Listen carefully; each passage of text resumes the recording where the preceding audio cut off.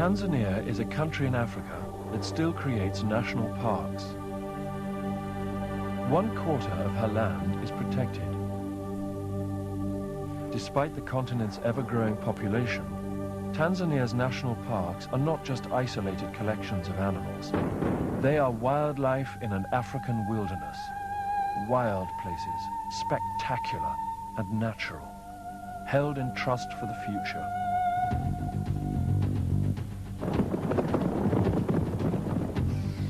Tanzania national parks are the guardians of the planet's last great herds.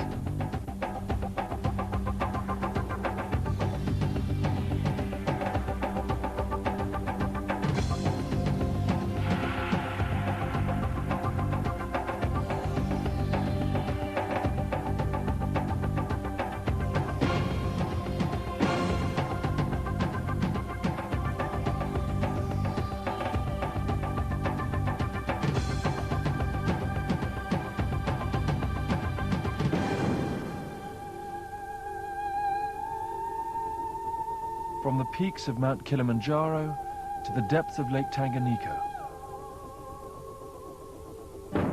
national parks are working hard to preserve the most diverse ecosystems in Africa.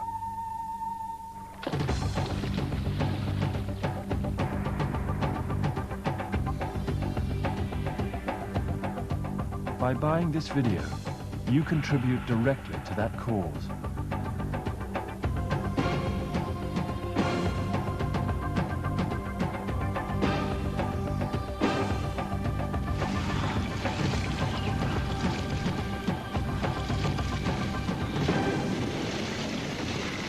Now join us on safari as Tanzania National Parks, together with world-renowned filmmakers, brings you a series of award-winning films and takes you to Serengeti and beyond, to this Eden in Africa.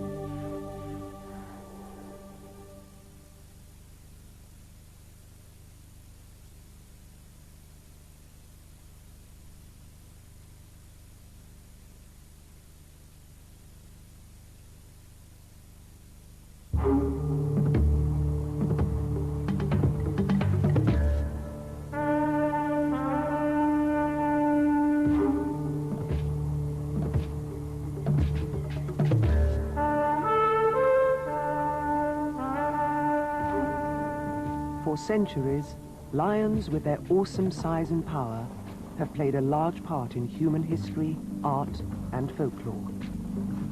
We learn at an early age that the lion is king of the beasts, and that a group of lions is a pride. For many years, scientists have been wondering about those prides. Why, of all the wild cats in the world, is it only the lion that lives in groups? There do appear to be advantages in hunting together.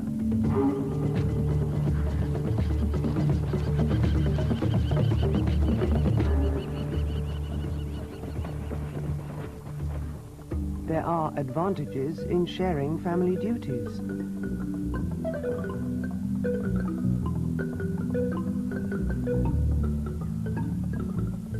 But there are also the tensions and conflicts that beset any social grouping.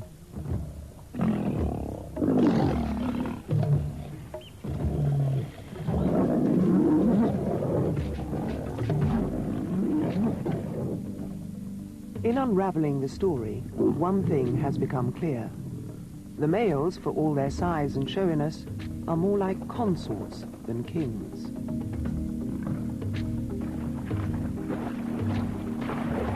If lions can be called the crowned heads of the animal kingdom, then the enduring monarch is not the king, but the queen.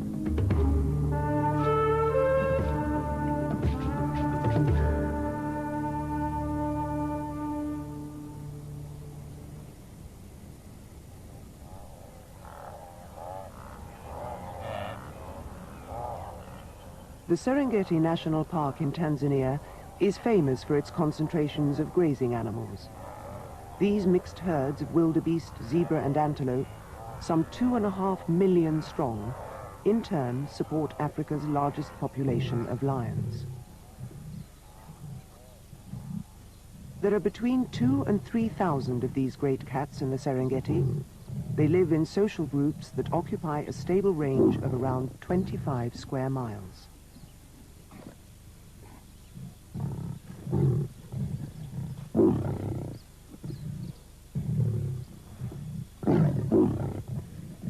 The adult males are outsiders who join a group of lionesses. They are unrelated to the females, and so are always a rather uncertain element in the makeup of the group. The females, on the other hand, are all born into the pride and form an association of mothers and daughters, grandmothers and aunts, all with their own offspring.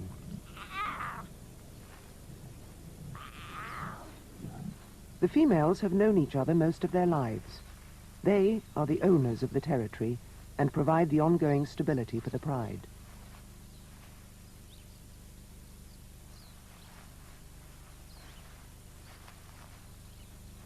It's obviously a successful system, but why did lions, uniquely among the world's 35 species of wild cats, evolve a social way of life? There are other big cats in the Serengeti. About 500 cheetah share the lion's domain, but they are completely solitary, except for occasional coalitions of males or groups of females with cubs.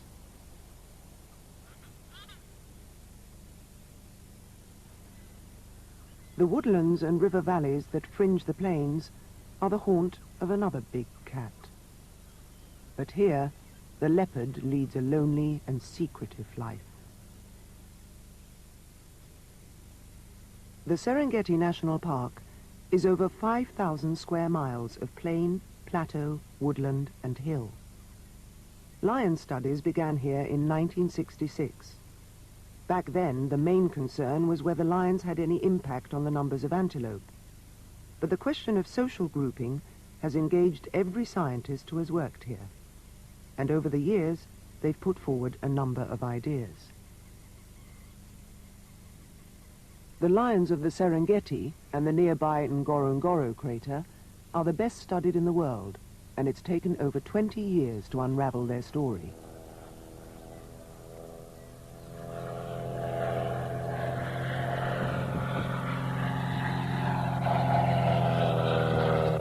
The present Lion Project is headed by Doctors Craig Packer and Anne Pusey. To keep tabs on hundreds of lions ranging across 1,000 square miles, they have fitted some animals with radio collars, whose different signals can be picked up from 10 miles away. The collars do not bother the lions and are removed at the end of the study.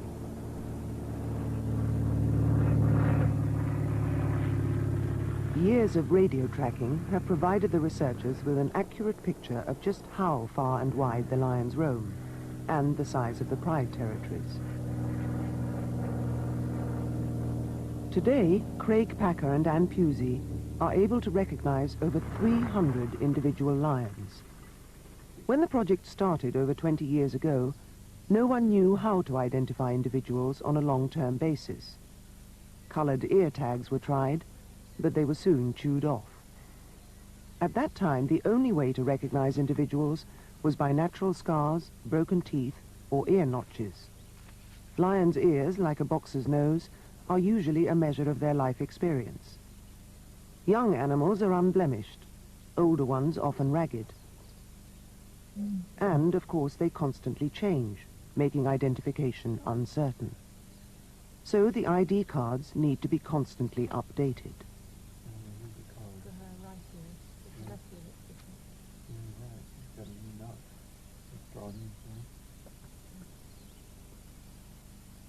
Some lions do have very distinctive features, blind eyes or broken tails.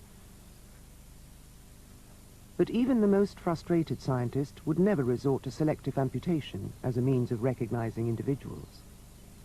Clearly, a better method of identification was needed. Fortunately, it was discovered that every lion has a unique pattern of spots where its whiskers grow. These are easily visible with binoculars and differ in number and position on each lion. They are the equivalent of human fingerprints, and like fingerprints, are constant throughout life. Now that individuals could be positively identified year after year, research moved steadily forward.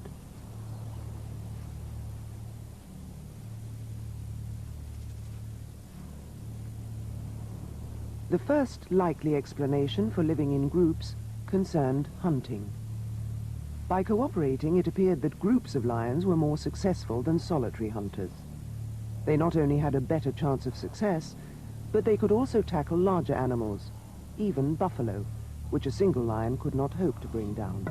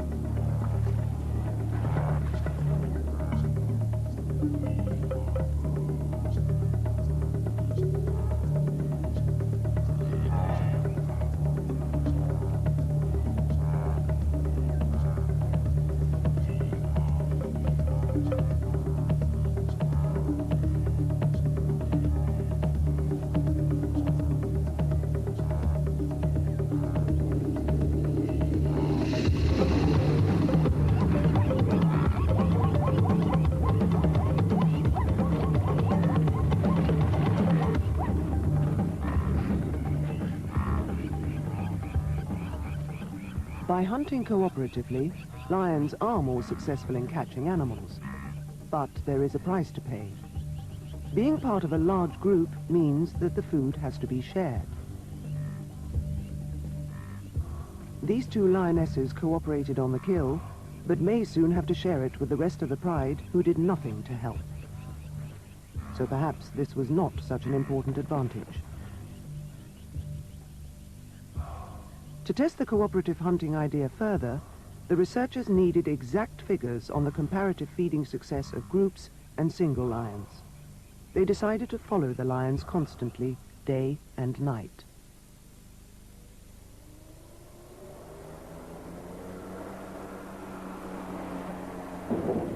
The lions of the Serengeti are mostly nocturnal. Using headlights would have affected their behavior. But in the light of a new technology, nighttime surveillance suddenly became possible. Night vision goggles, which boost available starlight to visible levels, enabled humans for the first time to study lions after dark. The researchers followed lions around the clock for 4 days and 4 nights at a time. It was exhausting work, but their efforts were soon to be rewarded, for the information from these observations would considerably undermine the cooperative hunting theory. Earlier research had concentrated on the daylight activities of lions. However, that had provided only half the story. Now the nighttime observations started to fill in the missing chapters. Provided only half the story. Now the nighttime observations started to fill in the missing chapters. As expected, the lions of the Serengeti turned out to be nocturnal hunters. In their search for food, they often walk 10 kilometers in a single night. It is a great contrast to the lazy lion image they so often portray during the day.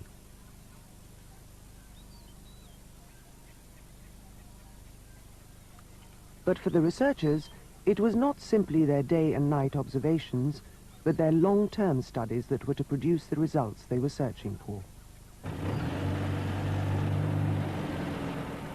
Every month, for 2.5 years, Craig Packer, Anne Pusey, and their student Dave Scheel worked in shifts tracking the lions. Now, for the first time, they had a chance of measuring hunting success in the dry season and in the rains. We'll see you later.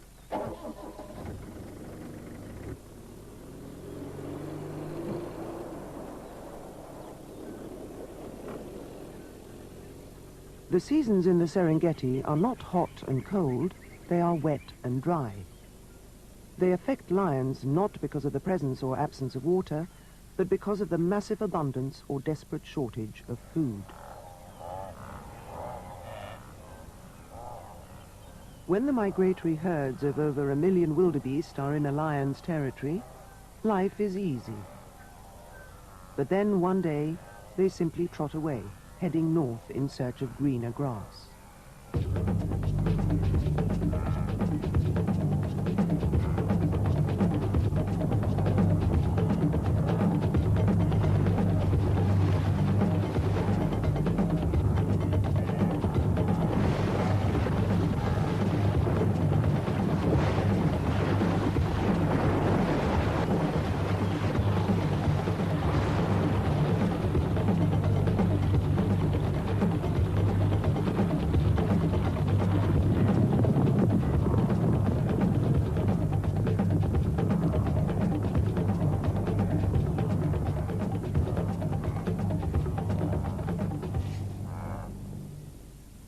The lions who are resident on the plains now face 6 months of hard times.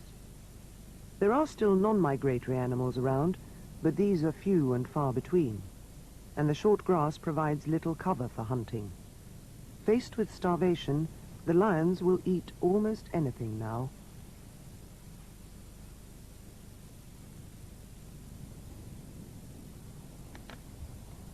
Ostriches are starting to nest, and often lay single eggs and abandon them. But the coconut-sized egg presents a problem. A lioness cannot even pick one up, for the gape of her mouth is not wide enough. The males can, but with their jaws fully stretched, they cannot bring their strength to bear on the shell. A really old lion with its teeth well worn down may sometimes get enough leverage to crack the egg, but more often this 2-pound package of high protein is simply not available to them.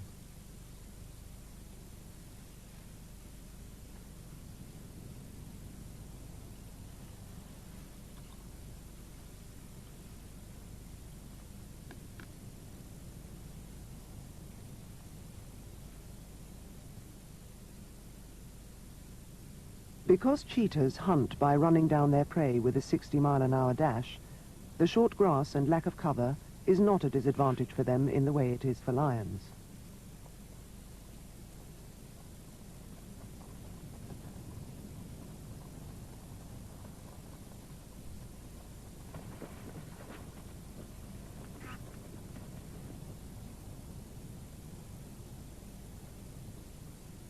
But it cuts both ways. The cheetah's dusty sprint across the plains can be seen from miles away, and in the dry season, there are always hungry lions watching.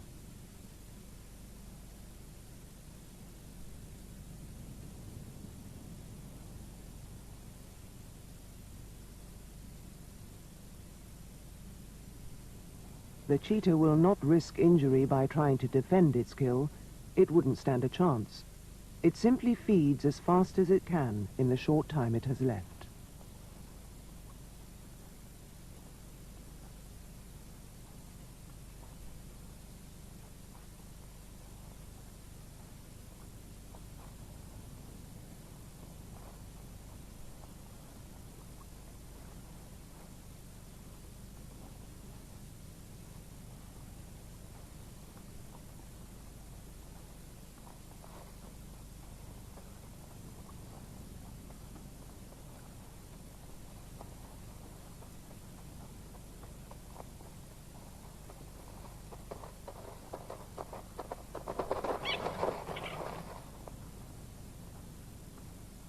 In the dry season, lions scavenge almost 30% of their food like this.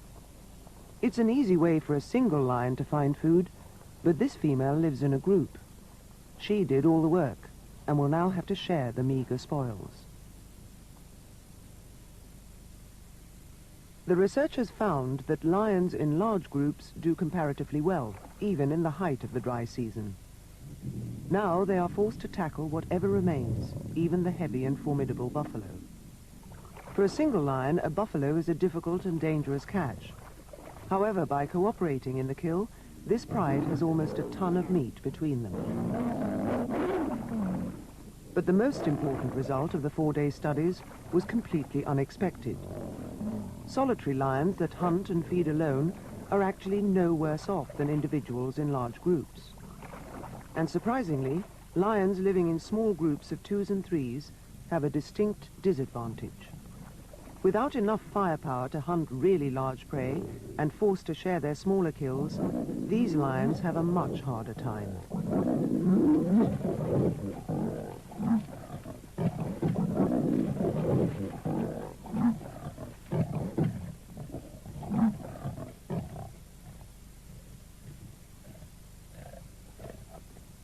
Because single lions do so well by themselves, cooperative hunting cannot explain why lions are social. There had to be another reason. This lioness has a withered leg that she may have damaged whilst hunting. She has had this handicap for over 2 years and would certainly have died without the food and protection she receives from her pride.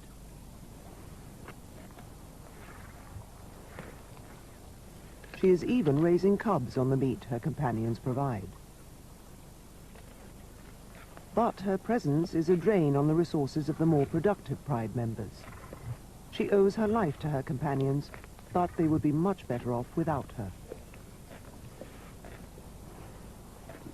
Group living benefits the injured, but cannot be the reason for being social, for the healthy members of the group are penalized by this system. A predator with a useless leg is by definition a failure and should fall by the wayside. Why should healthy lions share their food with this cripple and her cubs? It was the way the females reared their young that suggested another clue. In the Serengeti, lions give birth all year round, and in each pride, cubs are often born in the same month. After a 3.5-month pregnancy, an average of 2 or 3 cubs are born, usually in a cave or a gully where they are protected from hyenas, leopards, or even other lions who would eat them. When the mother goes hunting, the cubs are left unattended, but for safety she will move them every week or so to a new hiding place.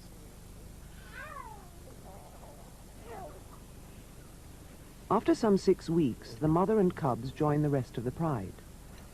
The cubs will take milk until they are about 6 months old, and this suckling raises interesting questions. Lions are unusual among large mammals. They will nurse cubs that are not their own, often having youngsters of very different ages feeding side by side. A mother's milk is a precious resource, and in most animals it's reserved exclusively for her own young. A mother should be careful not to squander her resources feeding someone else's baby. So why do lions do it?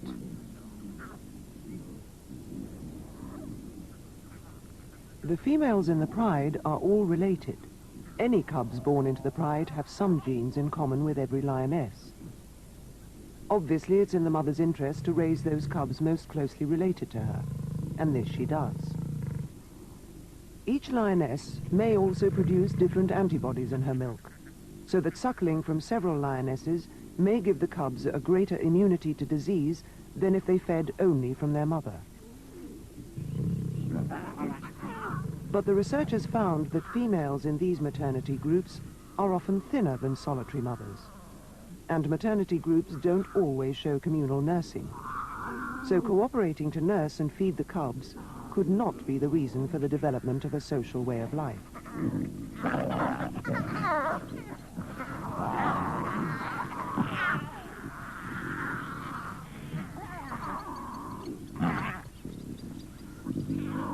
researchers had to look elsewhere for the force that was molding lion society.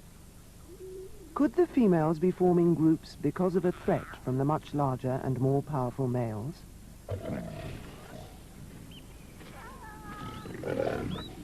To his own cubs, a male lion is a gentle and tolerant father. But just how does he behave towards his cubs in times of hardship, when he is hungry and the kill is small?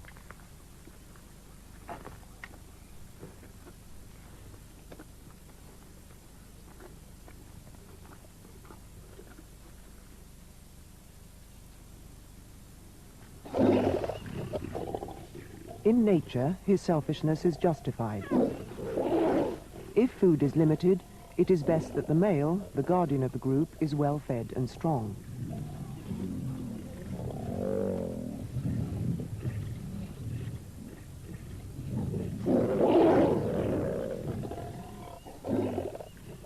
But even now he will not hurt his scrounging cubs, no matter how hard they press him.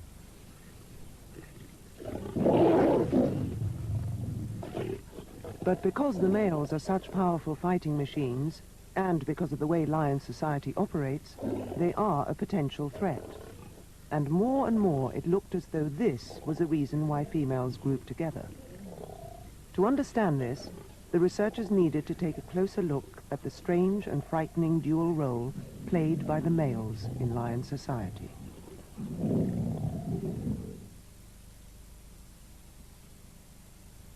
An established lion pride presents an idyllic scene. The group of related females who own the territory all know each other well and get along together. In a pride with 3 or more females, the cubs have a good chance of surviving and thriving. The males are not blood relatives of the females, but are treated with affection by both lionesses and cubs.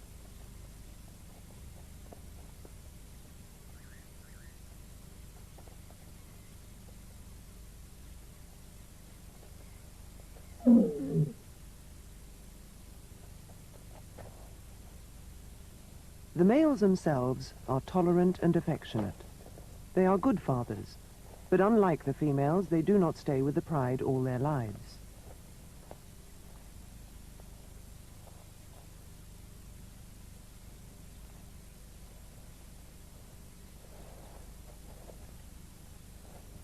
The overwhelming driving force in nature is to reproduce.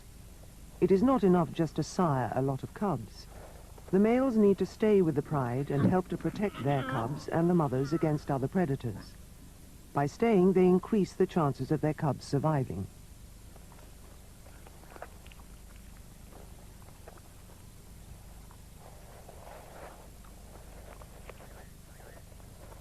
The females want the males to stay and to use their great strength to protect them and their territory. But protect them against what? Males can only reproduce successfully if they are with a pride.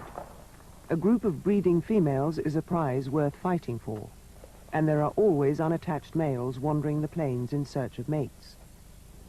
Those wanderers are a constant threat to the stability and safety of the lionesses. Perhaps here was a pressure strong enough to have caused the evolution of their social system.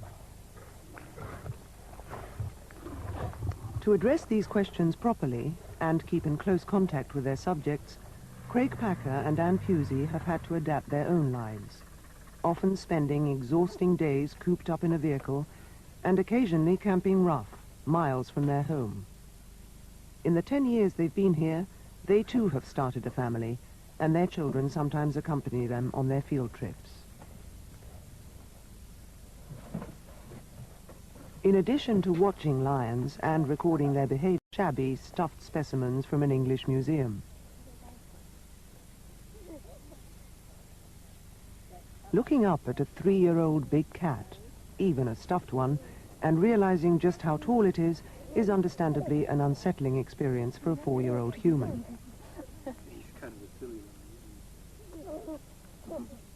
The pride's territory of between 25 and 100 square miles belongs to the females who occupy it for many years. The males are outsiders who spend about 2 years consorting with these females.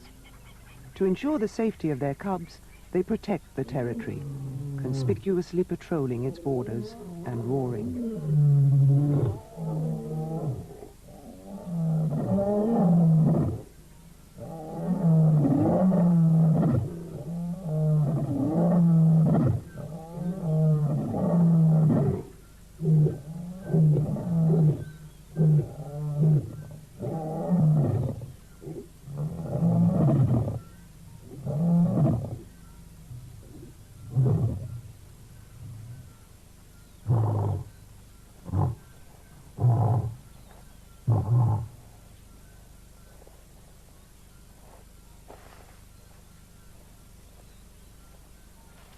Urine sprayed onto prominent bushes along the borders leaves a pungent message that lingers for days.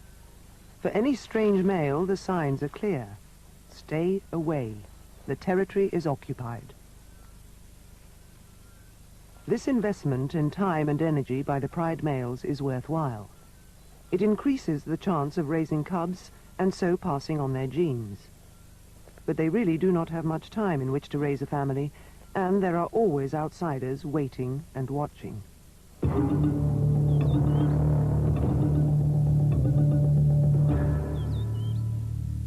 For these young nomadic males, time is also of the essence.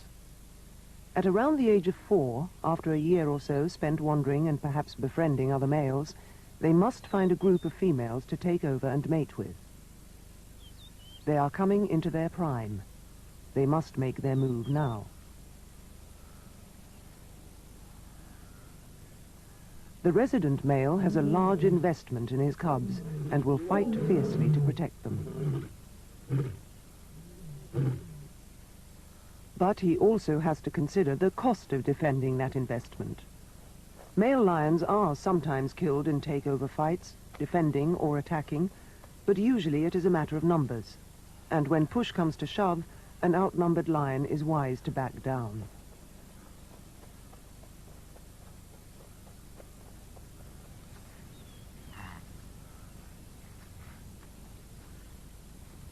Because they are armed with such lethal weapons, lions try to avoid fighting.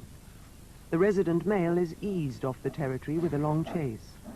And these heavy animals, unused to distance running, are soon foaming at the mouth.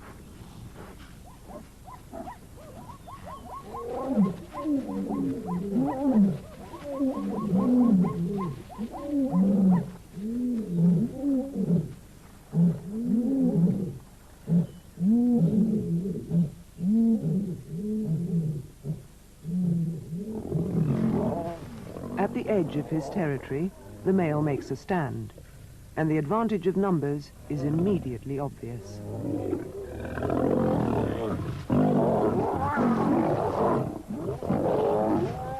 Even with the upper hand, the two young intruders avoid a frontal attack.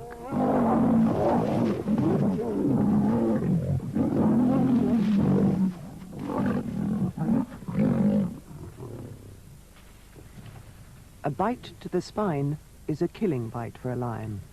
But again, if they can avoid it, if they can reach a decision on points, they will not escalate the conflict to where one of them might be killed.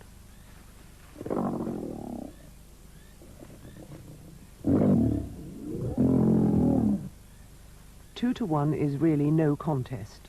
It's just a matter of establishing the new order firmly and clearly.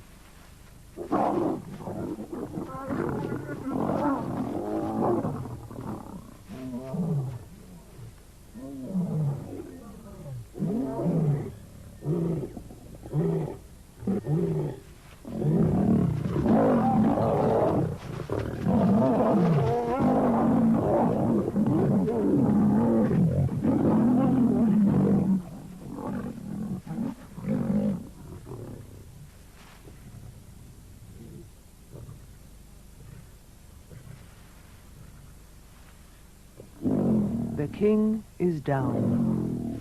Long live the kings.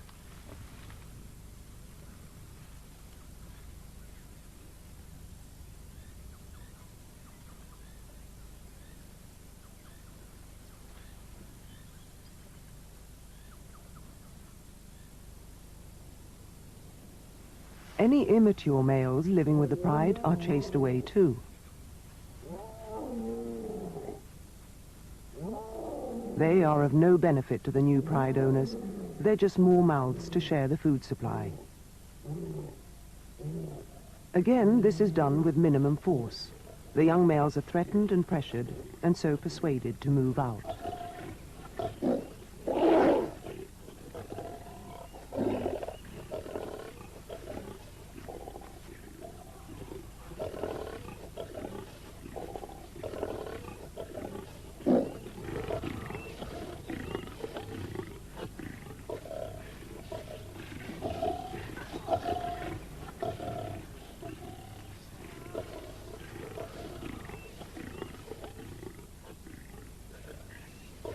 They will now spend a year or two as nomads, growing in strength and experience. Then they too will have their chance to take over a pride.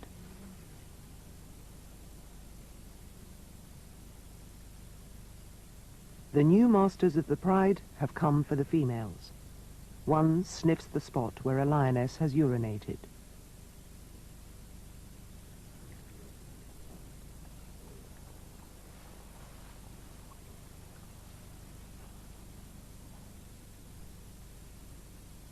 Wary of these new and strange males, the females have wisely gone into hiding.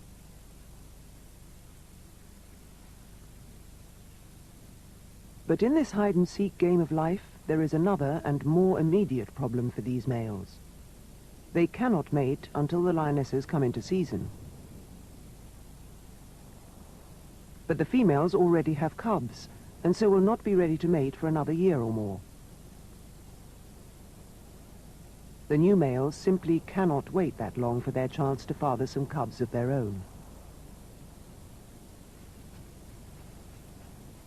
They are in their prime now, and may only have possession of the females for 2 years. Just 2 years in which to ensure their genetic patrimony. They cannot afford to look after another male's cubs. They cannot spend their short time at the top protecting another lion's young whilst waiting for their turn to mate. They have done their waiting out there on the plains, where they wandered for years in search of this opportunity. They can wait no longer. If the females lose their cubs, they will come into season within days. The imperative for the new males is overwhelming.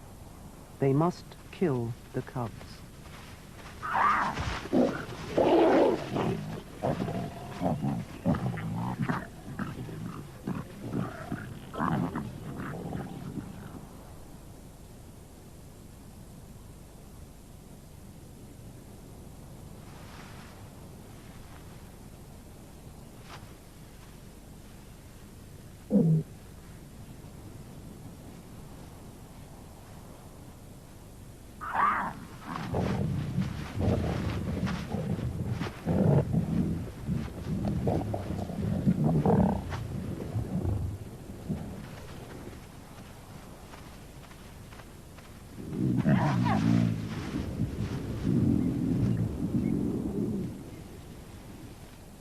Despite all the years of research into lion behavior, infanticide has rarely been seen and never before filmed. For all its apparent ferocity, the killing is only an expression of the urgent demands of the situation. But if the male's behavior seems harshly pragmatic, perhaps the female's is even more surprising.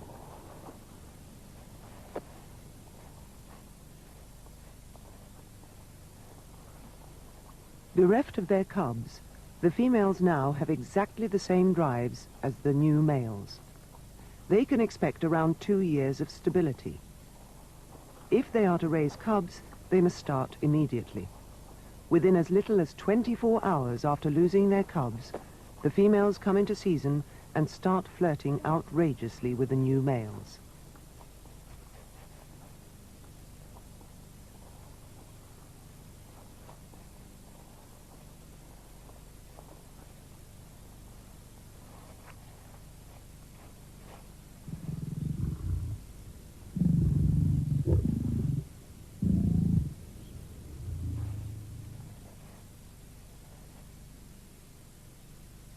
The females are nervous at first, a bit scared of the new males, but the orgies in the first few months after a takeover are a good icebreaker, and soon strong bonds are formed. Despite this appearance of eager compliance, the females have a trump card to play. For them, takeovers are uncertain times. The new males may themselves be ousted by other more powerful coalitions of males. So despite all this mating, the lionesses do not become pregnant until the new males have been with them for 3 months. By then, they have shown they've got what it takes to protect the territory and their new family.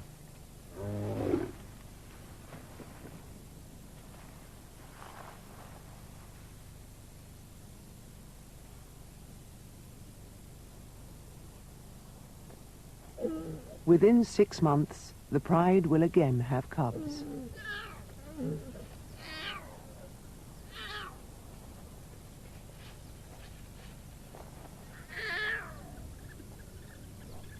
The lionesses need to raise these cubs successfully, and it seems that by grouping together, they might provide a better defense against the disruptions of the larger and more powerful males.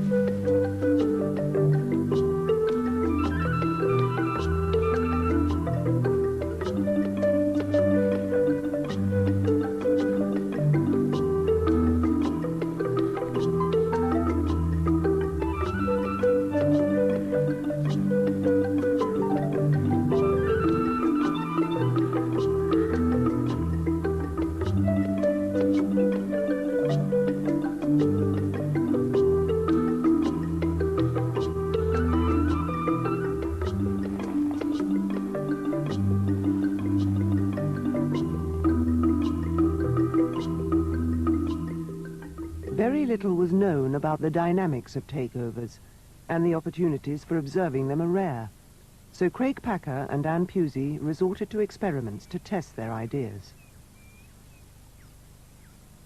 They played tape recordings of the roars of a strange male to groups of lionesses with cubs and recorded the results on video for analysis.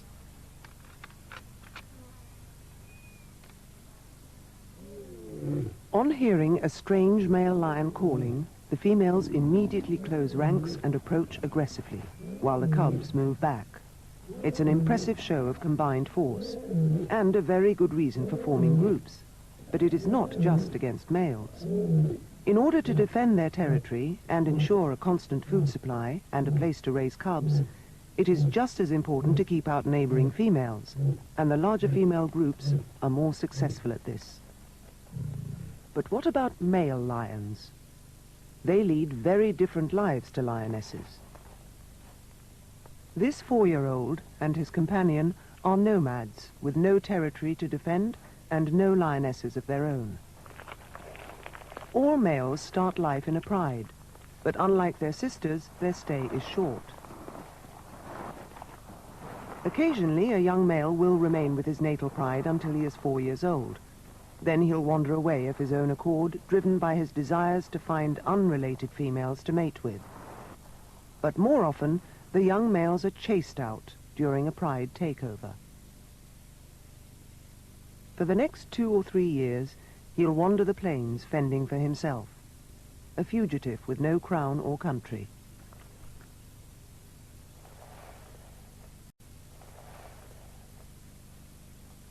He'll keep well out of the way of the powerful territorial males. Not for him are there showy displays of scent marking and roaring.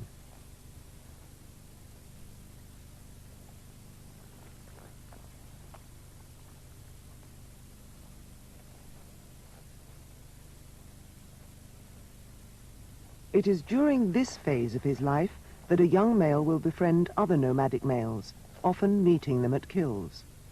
But there's more to these companionships than just friendship.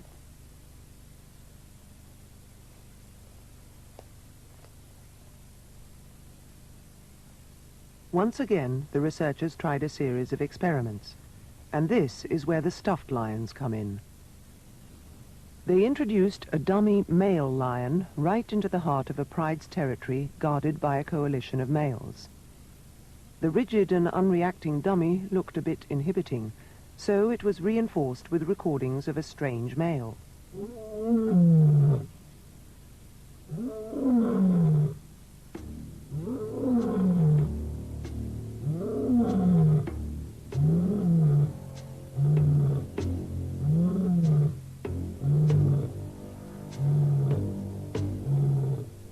With 2 against 1, the results are predictable, as we have already seen.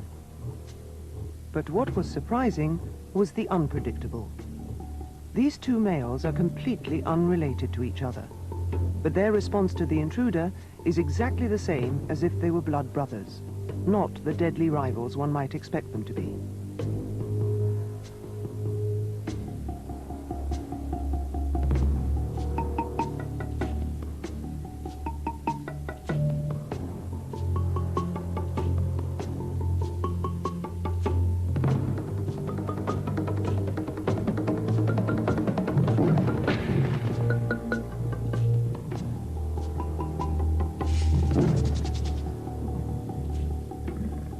So important is the numbers issue that completely unrelated males will unite to form a more effective fighting team.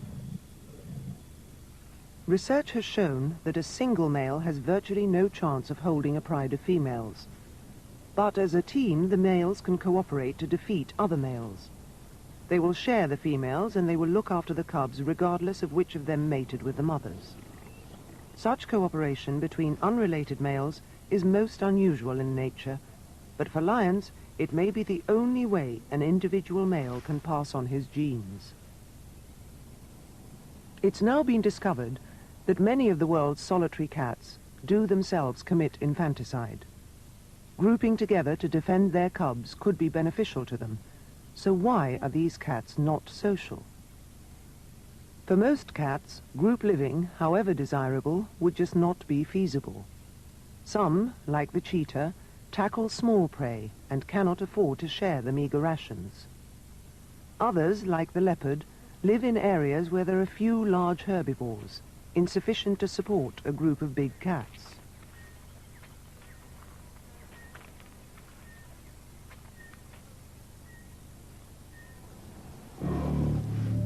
But for lions, after 20 years of research, the pieces are finally falling into place.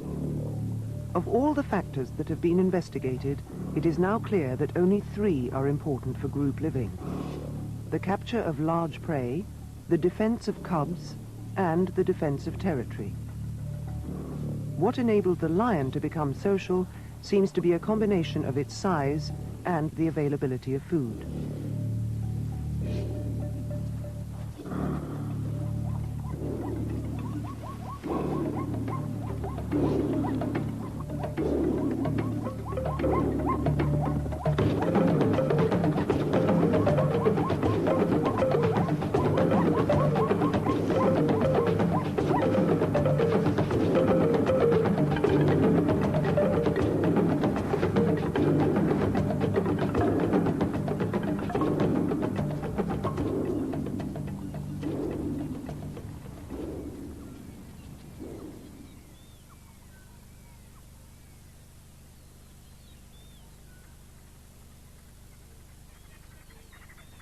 The Serengeti, with its huge herds of grazing animals, provides a superabundance of food for predators.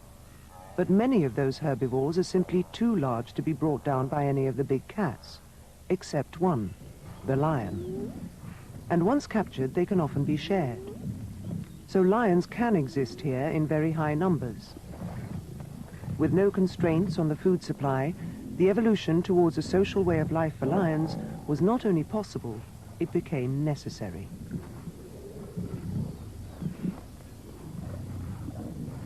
A lioness needs a large territory to provide her with safe den sites and permanent food and water. The best way to hold that area against so many other lions is to gang together, and it is best to do that with relatives. By living in stable, related groups of mothers, daughters, and grandmothers, lionesses ensure the maximum transmission of their genes and form the solid foundation on which lion society is built. By banding together, they are able to keep out wandering single males and so reduce the disruption caused by takeovers and cub killing. Their numbers enable them to own, defend against other females, and bequeath to their daughters a well-defined territory that contains all the essentials of life.